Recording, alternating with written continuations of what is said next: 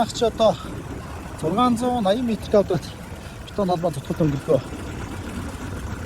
Арчилгаа температурын заалт зүсвэр зэрэг ажил хийчихэд ингээ буцаа явж байна. За хүмүүстээ бас нэг жоо ойлгомжтой мэдээлэл өгөхгүй бол манайх ч одоо ганцхан 2 хүрз нэг нийвий барьжчихэд ингээд талбай цотголт хийгээд байгаа юм шиг байна. Иймэрхүү байдлаар ойлгоод байна та. За энэ 10 орвын квадрат төмөр энүүгээр манайх талбай хашилт зэрэгээ бол энүүгээр ингээ шийдээд гацлаад ингээ явждаг. За цулхаан хувьчлагын хувьд бол одоо энэ чинь дахиад манай дээр нийтдээ 3000 м квадрат талбайг хувьчлагын цулхаан хувьчлага гэж байна. За энүүгээрээ хучаад битүү услаад ингээ 24 цагийн битүү арчлагыг бол манай компани дээрээс хариуцж хийдэг. Тааштай нийлээд 48 цаг 56 цагийн битүү арчлагын ажлыг бол ингээ бүсүүл захиалагч манай цулхааг авч үлдээд ингээ хийх боломжтой.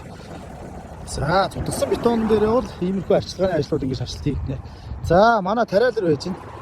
Тариалар дээр юу вэ гэхээр энэ одоо манай лазер скрид бетон тэгшлэгээ гэдэг машин манай байж байна. За араас нь байгаа 1000 мотортой 120 см-ийн диаметртай 2 хостой ийм сэлсэн өнгөлөгч. За дээрэс нь манайх бобкат авч гадар шорооны ажил.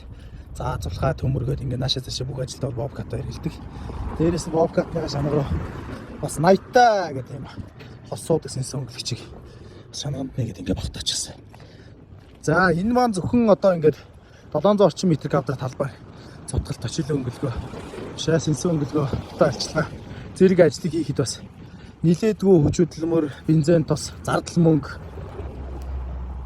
ийм юмнууд орж байгаа гэдгийг та бүгд бас сайн ойлгох хэрэгтэй. Манай компани зүгээс нийтдээ одоо зөвхөн бетон талбай цотголт өнгөлгөө зэрэг энэ ажлынхаа хүрээнд одоо нийтдээ зөвхөн ажлын багаж маань 450 гаруй сая төгрөгийн багаж машин техник.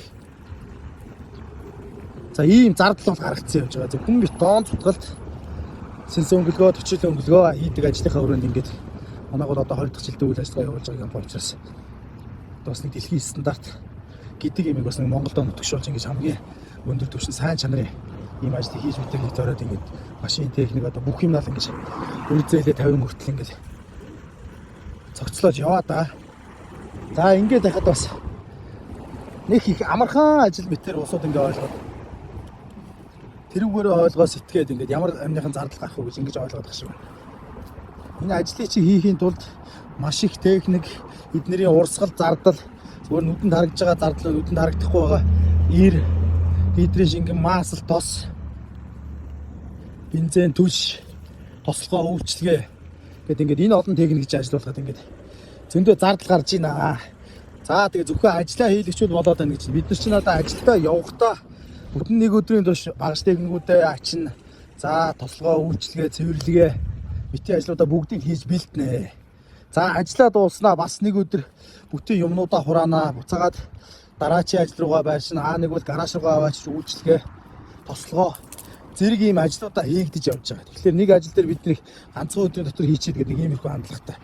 Энэ чинь нэг өдөр биш ард нь нилээд хэд өдрийн ажил, нилээд олон хүний хүч хөдөлмөр. За ийм юмнууд явж байгаа шүү. За юм байна.